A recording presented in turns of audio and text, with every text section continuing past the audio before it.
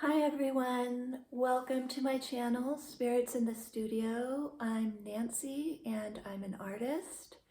Today I want to talk about animals that are considered mythological, but they really aren't. In case you didn't know, I'm an artist who features a lot of animals in her art, including power animals, and I did not want to leave out these special animals that I'm going to talk about now that kind of live behind the veil, and many of us have trouble seeing them, but that does not mean they are not real. So when we hear the word mythological, we usually think it means imaginary, something symbolic but not real. But across cultures and time periods, the same animals appear again and again in art and literature, and they are described in remarkably similar ways by people who never met and never shared language. For example, there are the great sky birds. I'm talking about Thunderbird and Phoenix. They're both expressions of the great skybird archetype, one governing inner transformation and another governing external transformation. So Phoenix is a power animal or animal that represents inner transformation. Phoenix represents a burning down of the lower self so the higher self can emerge. And Thunderbird represents external changes in our environment, represented by wind and thunder and lightning. In indigenous cultures of North America, the Thunderbird controls storms and carries divine law. In ancient Egypt, Horus is a sky bird associated with kingship and vision. In Hindu tradition, Garuda is a massive celestial bird who moves between worlds. So let's assume that these animals aren't imaginary at all. What if they exist? Just not in the physical dimension we are used to seeing in. Why is it that in many modern cultures, these animals, dragons, phoenixes, unicorns, and thunderbirds, are considered myths? They were not originally fairy tales. They were described as beings that move between dimensions. You could say that their natural habitat exists outside ordinary human perception.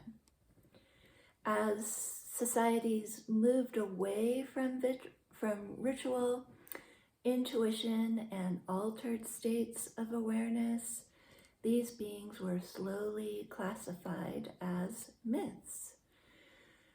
And why can't most people see them now?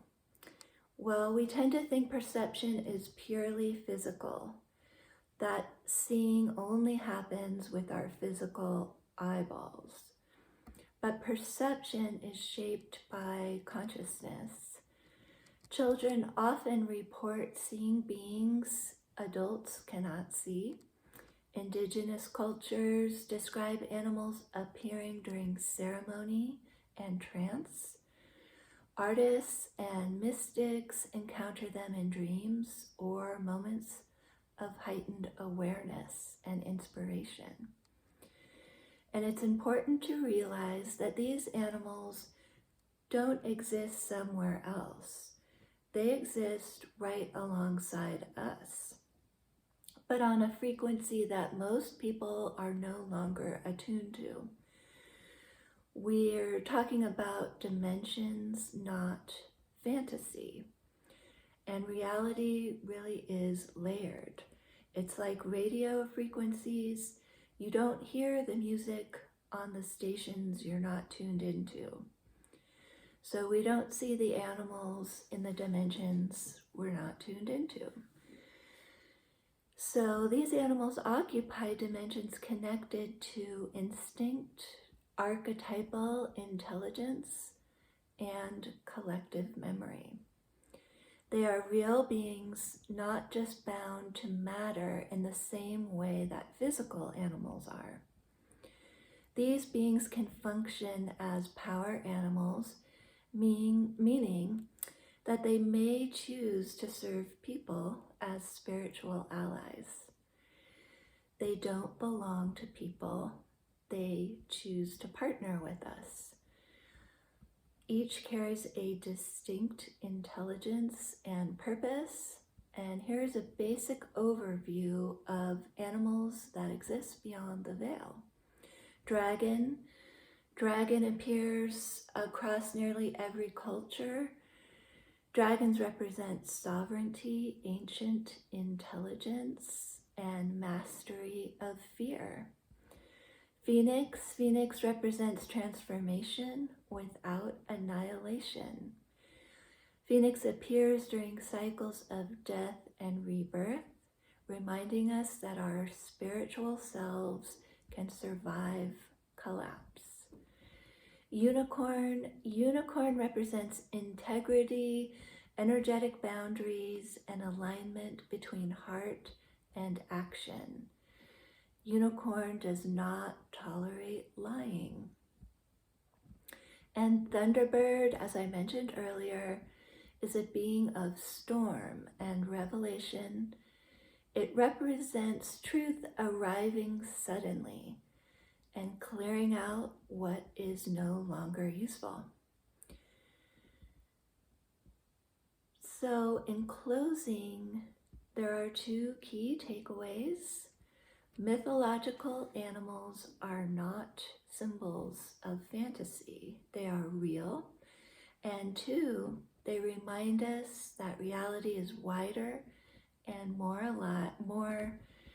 alive than we're taught.